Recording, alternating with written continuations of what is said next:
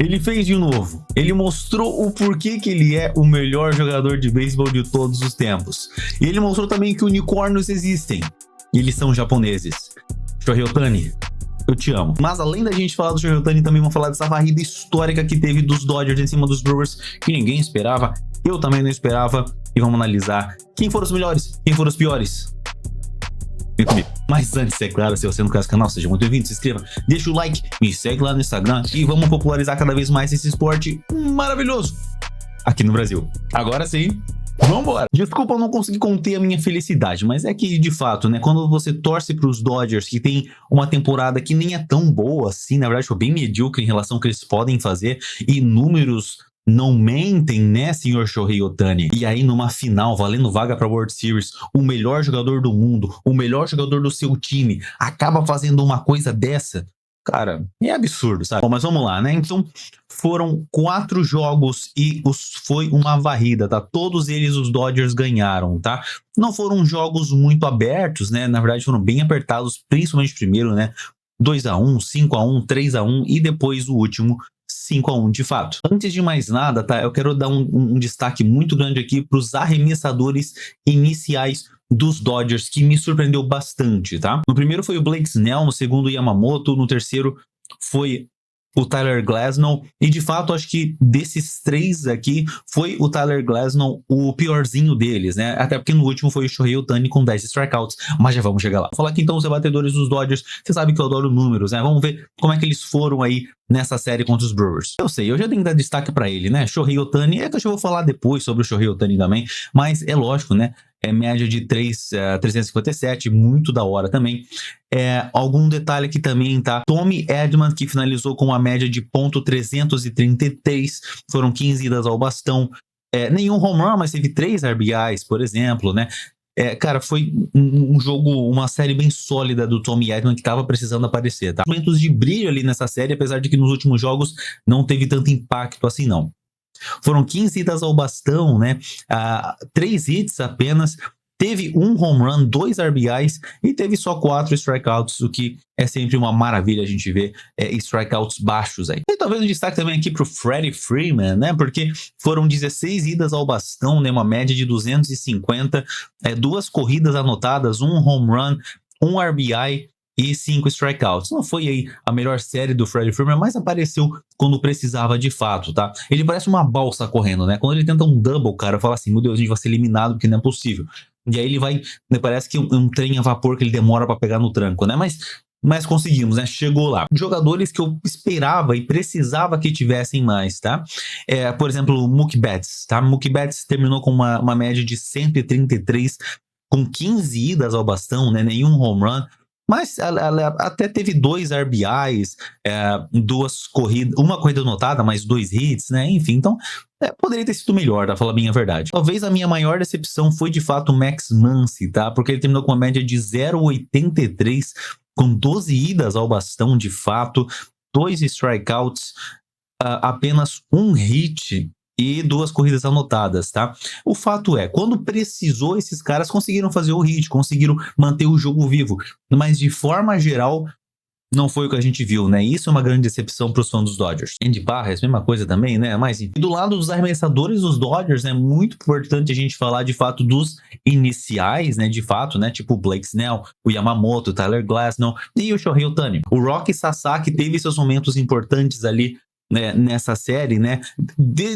Teve alguns hits ali, né? Demorou um pouquinho, mas conseguiu fechar com a vitória, né? Conseguiu fechar os jogos de forma lindíssima também, não tão tranquila, mas conseguiu fechar. É um cara que você consegue apostar como um arremessador de fechamento, né? Um closer pitcher, porque de fato, cara, o Roki Sasaki, ele é muito especial. Bom, e já do lado do Milwaukee Brewers, né?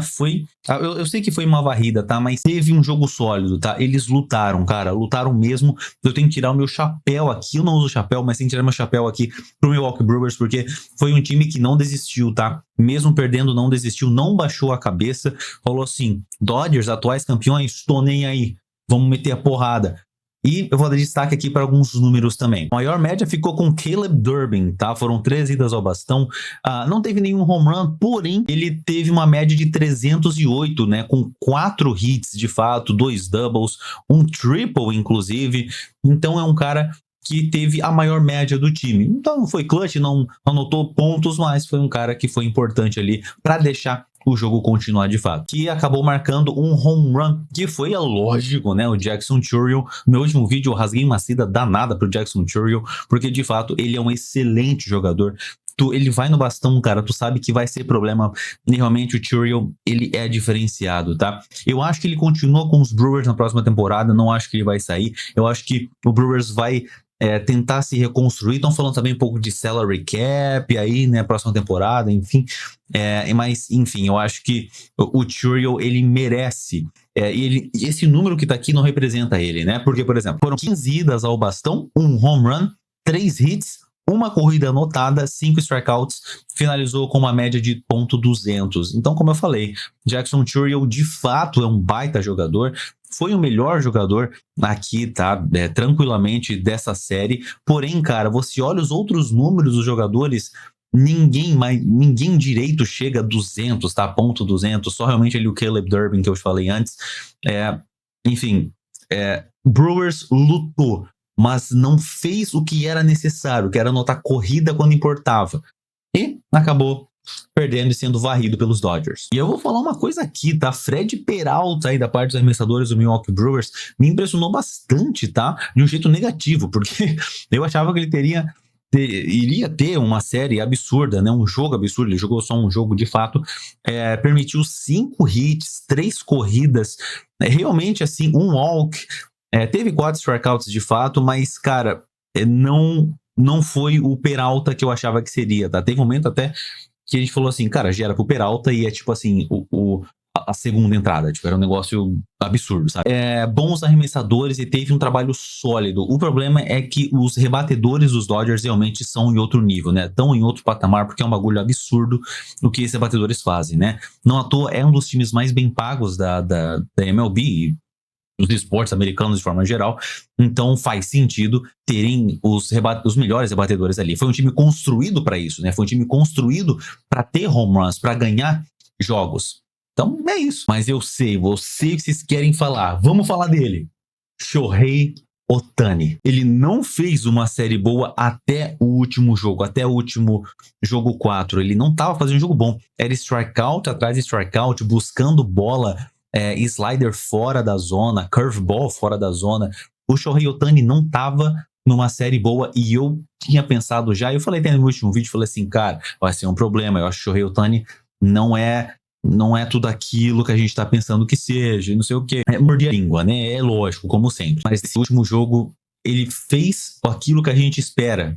E que a gente acha que ele pode fazer em todo jogo, inclusive. Cara, que negócio absurdo, que negócio gigante, cara. 3 home runs no mesmo jogo, tá? 14 idas ao bastão, 5 strikeouts, é verdade. Teve 4 RBIs, um triple, inclusive, 5 hits, 4 corridas anotadas e uma média final de 357, sendo que ele começou o último jogo com uma média de mais ou menos 150, 180 ali, se não me engano.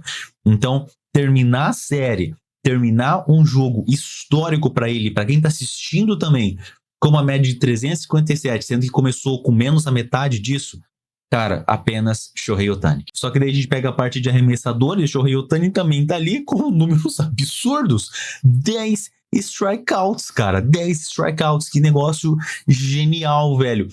O ERA de 0.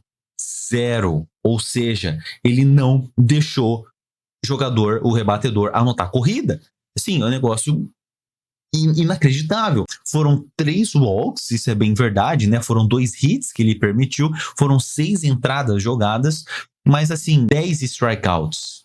e 3 home runs no mesmo jogo. Isso não existe. Amanhã vai ser um vídeo explicando lá no Instagram também, mas em termos futebolísticos, digamos assim, o cara meteu um hat-trick e defendeu 2 pênaltis. No futebol americano teve 3 passes para touchdown e como se tivesse recebido o próprio touchdown também, teve 3 interceptações. Tudo isso no mesmo jogo, tá ligado? Tipo assim, o que ele fez é histórico, não pro beisebol. O que ele fez é histórico pro esporte, como atleta. E aí cabe, né, o debate de fato. Ah, mas foi só um jogo e tudo mais. Não, a gente sabe que ele, assim, ele fundou o clube 50-50, né, que são 50 home runs e 50 bases roubadas na mesma temporada. Isso no ano passado. Nesse ano ele fez isso. O que ele está reservando para o próximo ano? E o debate abre. Será que Babe Ruth ainda é o maior de todos os tempos? Ou a gente já pode colocar o nome do nosso japonês preferido aí nessa discussão? Sei? Cabe a você decidir também. Então é isso, senhoras e senhores. Chega de rasgar a seda pro Shohei Ohtani. Vamos ver quem que a gente vai enfrentar, tá? No momento que eu tô gravando aqui, não tá definido ainda. Vai ter o jogo 7 entre Blue Jays e Mariners. Eu realmente não sei pra quem torcer. Eu não sei quem que eu quero enfrentar como fã dos Dodgers nas finais da World Series. Foi tudo bem, foi tudo maravilhoso. O que vai acontecer? Quem que vai pra final? Quem que vai ganhar? E na World Series a gente vai estar com uns videozinhos bem especiais aqui, tá? Quero trazer fatos históricos também, alguns mini docs aí pra gente poder debater sobre a história incrível desses quase 200 anos de beisebol que a gente tem. Senhoras e senhores, muito obrigado. Vejo vocês na próxima e fui.